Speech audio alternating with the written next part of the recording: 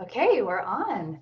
So, welcome. Today is May 19th. It is the 19th day of my Mouth Breathing Awareness Month campaign. And I have Michelle Strange here, a very special guest, to share her story. But let me just give some background. So, the reason I'm doing this is because mouth breathing is like a red flag symptom. It's a canary in the coal mine symptom of much bigger problems going on for breathing, for sleep.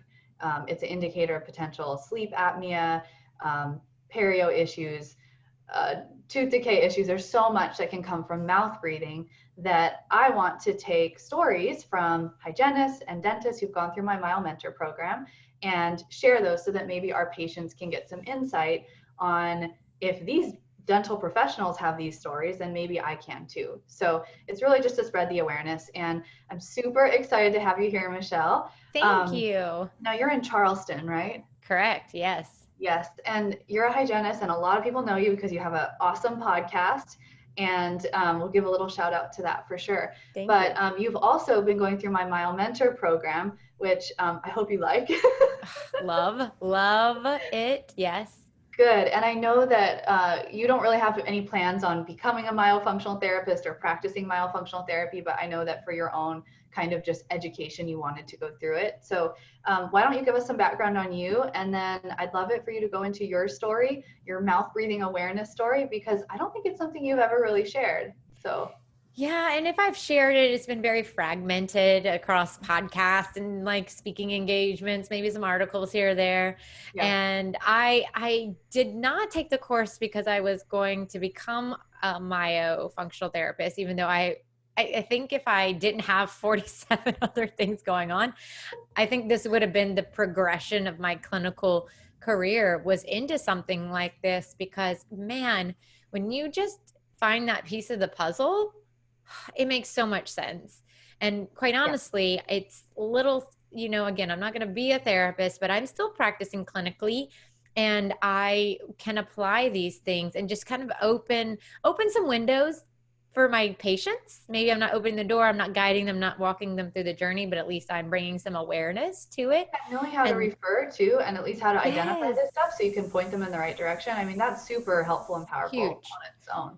It's huge. And when I start talking to my patients about this, I mean, they're like, they look at me like I'm already a crazy person because I just talk about some random. I'm talking sleep, I'm talking vitamins, supplements, things like that. I'm not talking stain, I'm not talking calculus. I get into that, but that's not the big part of my appointment anymore with my patients.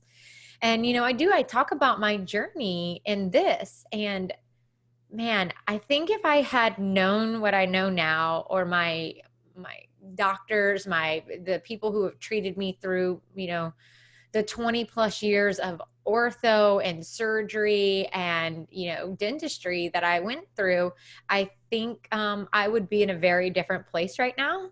And Yeah. I personally, I suffer from condylar degeneration, where half of my left condyle is gone. It's degenerated away. A quarter of my right is gone. That's been pretty stable for a few years now, thank goodness. Mm-hmm. But mine all started along this journey of my teeth not fitting together. I was had I was I had oh gosh, class 2. I'm a dental professional, I promise. Class 2. Brain's And I not went, working. Yeah. yeah, it's not working. I don't really say these words as much anymore as I used to. But I was class 2. I ended up having mandibular advancement after about, I mean, 2 full rounds of ortho. And then prior to that, about 6 years of just every appliance under the sun, plus all kinds of headgear and stuff. So, I mean, just the awareness of my sleep issues, my gut issues, my acid reflux issues, my whole life. Yeah. In addition to all these orthodontic changes, have always been a mouth breather, and all of these things have just, my tongue has never been in the right place. Gosh, it's just amazing what I know now. And to change this as an adult is not easy. Yeah. And Well, can you talk about some of the connections that you've made? Because, I'm hoping if patients watch this, they're going to be like, I have gut issues. How did your gut issues connect to mouth breathing? Do you have any easy explanations of how that, at least what you've discovered about yourself? Well, I'm also a real special case because not only did I have this these mouth breathing, tongue posture issues, but I also had a birth defect in my abdomen that nobody knew about until a year ago today, actually, is when I went into Really? emergency surgery and almost died because I Oh did my not have enough mesentery to cover my abdomen. And so my intestines were flipping my entire life. So that coupled, I God. know it's been crazy. So my gut health has been always off. And, it That was makes sense. Yeah. yeah, That might not necessarily be related to the breathing, but no, but I definitely I was grinding. That's a big one. I was always this grinder. I was always, when someone took a picture of me sleeping as a child, it was like mouth open, head tilted back. yeah. Just very indicative signs of people who are either having trouble with their tongue or airway issues. Oh yeah, for sure. And Yeah. I believe a lot of my ortho issues was tongue posture. It was Mm-hmm. tongue posture. It has been, and man, that's been so difficult to identify and correct. But now I've been on this journey, and my journey, what pinged in my head was a course I went to in Washington State. And Really? yes, it was with Kathy Bassett and Joy Moeller Oh, I were love there Kathy. presenting. And I was there as an attendee, and they talked about taping their mouth shut at night. And I was like, what? What? That is the weirdest thing. I'm like this, oh, the West Coast. Yeah. Because, you Totally. know, I was like, oh, what kind of craziness is this? And then I heard it again. And then I heard it again. And I was like, you know what? I'm gonna try it. I'm gonna try this taping my mouth shut for 2 weeks. And I'm gonna see how it goes. And I'm gonna do my own little guinea pig experiment. And I taped my mouth shut, and on the third or fourth day I ended up having to travel, because that's what I do. I travel across the country multiple times a year, and I Yeah. forgot my tape. And man, that was a horrible night's sleep, my first Isn't that night. crazy? And Yeah. I kept waking up to feeling my jaw drop, feeling my jaw drop. And then I woke up and I was like, man, my mouth is so much drier. And it's just, Mm-hmm. and from there, I was like, oh, I might have an issue. Do you feel like your sleep got better quality? Like once you Oh, started yeah. taping your mouth, did you sleep better? 100%. Yeah, me too. Once I started doing that. 100%. Even just in the morning time, this might sound like TMI, but like just morning breath, I didn't feel like it Yeah. was crazy. I didn't have like a taste, like that dry, Yeah. I don't know, I've just noticed kind of that a too. taste you get in your mouth Yeah, sometimes. you don't get like gross morning breath if you tape your mouth. If your mouth is closed all night, it's fine when you wake up. It's not so bad. And but then I had to get a hold of like tongue posture. And that's when I started doing some exercises and, taking courses and reading some books and watching YouTube videos and Yeah. really trying hard. And just, man, after that, I was like, I have some serious tongue issues, and I need to get on top of that in order to have good nasal breathing. And then I also was going to an ENT who was telling me I needed surgery. And I was like, I don't know about this. What type of surgery? The laser to ablate my tissue in, Okay, because, like the turbinates? yep, because they Whoa. were so overgrown from years of mouth breathing. And I had horrible allergies. I've had, I'm that person, I'm in Charleston. Like, it's the springs. I mean, like, I can write my name in my car from all the pollen that's on there. Yeah, oh my gosh. It was always horrible. And I would have to be on allergy pills. Then would dry out my tissues even more. And Yeah, I honestly haven't taken one pill yet this year. good. I We're in the know. spring, and I haven't taken anything. And I think it's because I'm doing some really good nasal flushes. I'm really focusing on keeping my mouth shut, my tongue up, and I tape my mouth every If night. you breathe through your nose will stay clear. It will clean and filter the air, and you'll be way less affected by allergies. So, yeah. Do you feel like during the day, because I don't picture you as somebody with your mouth hanging open, but maybe you could just talk about like your version of mouth breathing. Were your lips just apart a little bit all the time, or was it like you would nasal breathe, nasal breathe, nasal breathe, then do one mouth breath, or do you even know? I think maybe a combination Hmm. because I think in my times of concentration, I'm mouth open. And Okay. maybe it's just a little bit. It's not like, Yeah. but I've actually had, gosh, and I remember this. So it's so crazy. I mean, it was well over a decade ago that this happened, but I was watching a movie and it was like an intense sign and or a scene. And I was like just mouth open. And somebody took a picture and texted it to me. Like, and I was like, oh, and I remember that. And I was like, gosh, So that is what embarrassing. I look like. Head postured forward, mouth hanging open just a little bit. My tongue is in the floor of my mouth. It's not where it needs to be. But I've noticed that it's so much easier to keep my mouth shut. I still have a tendency. Yeah, I Yeah. still catch myself, but I'm aware of it and I Yeah. can pick it up much faster. And I'm also working quite a lot on good nasal breathing when exercising. Good. Oh my gosh. That'll help a ton. If you can nasal breathe while you exercise, it'll carry over to like your resting state and make it way easier. Yeah, it's made a huge difference. And even just like with like the runny nose isn't so bad when I'm working out. And Good. man, it's been a huge difference. It really has. Cool. No, I'm so happy that you're sharing this.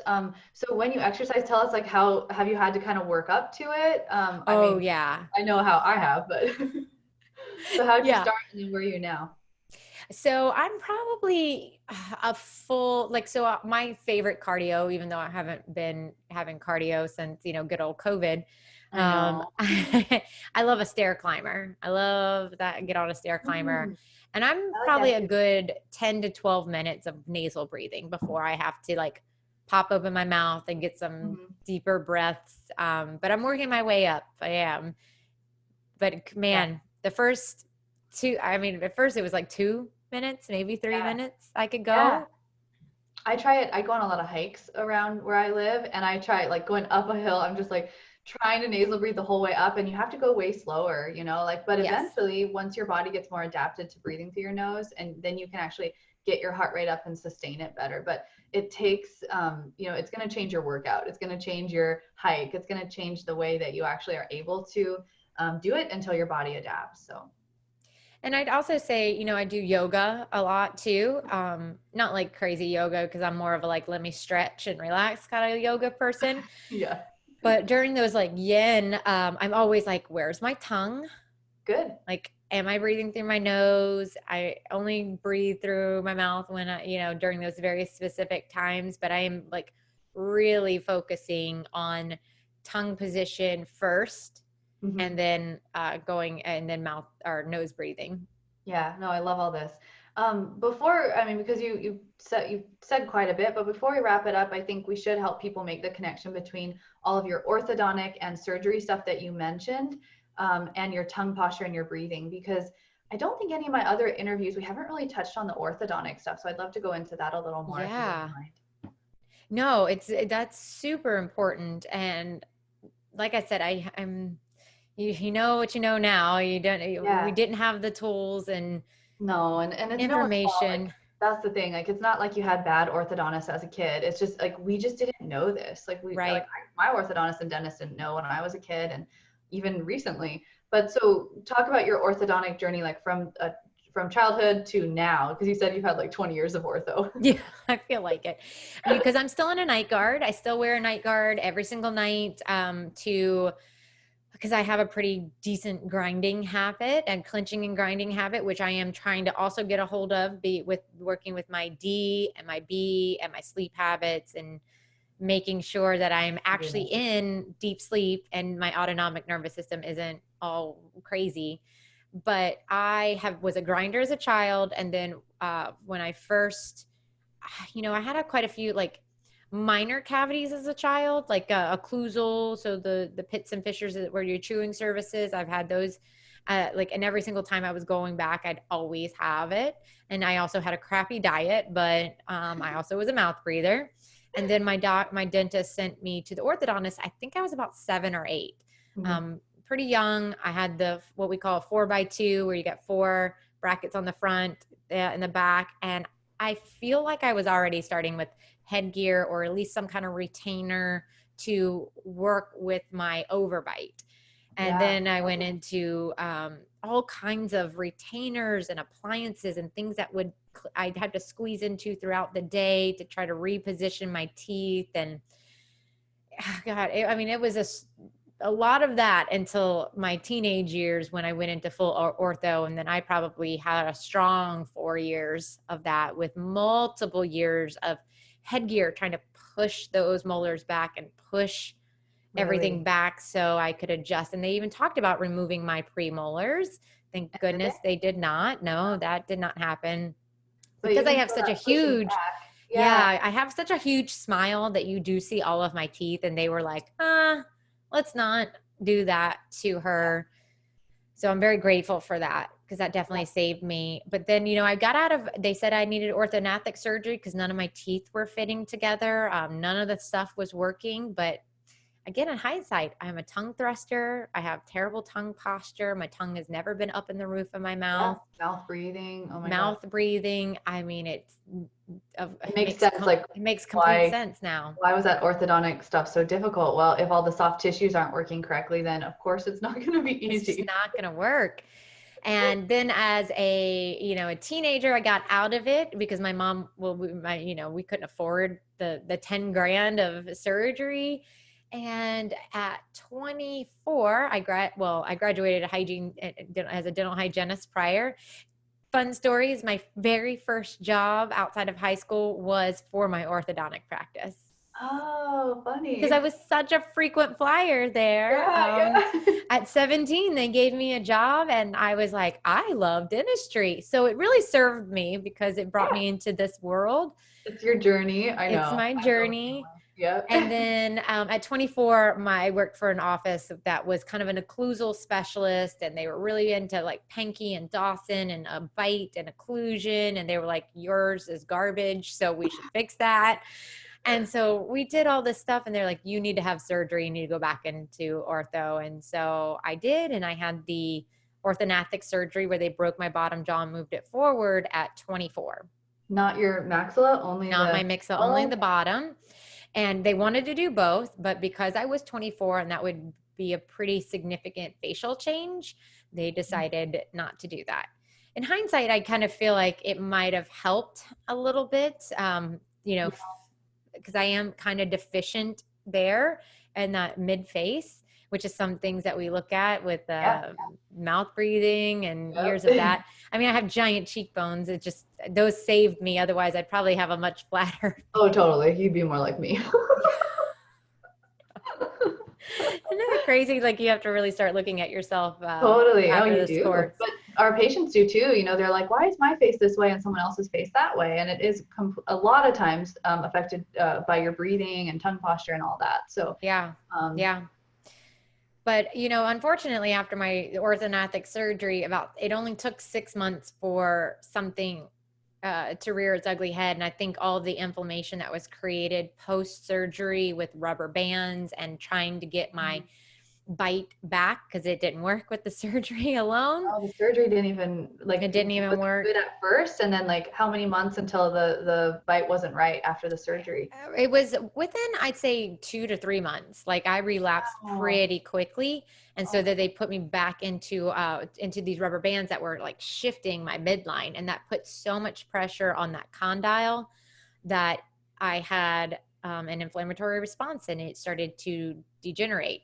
And that was within about 6 months of the ortho coming off. And all of a sudden I was like, wait a second.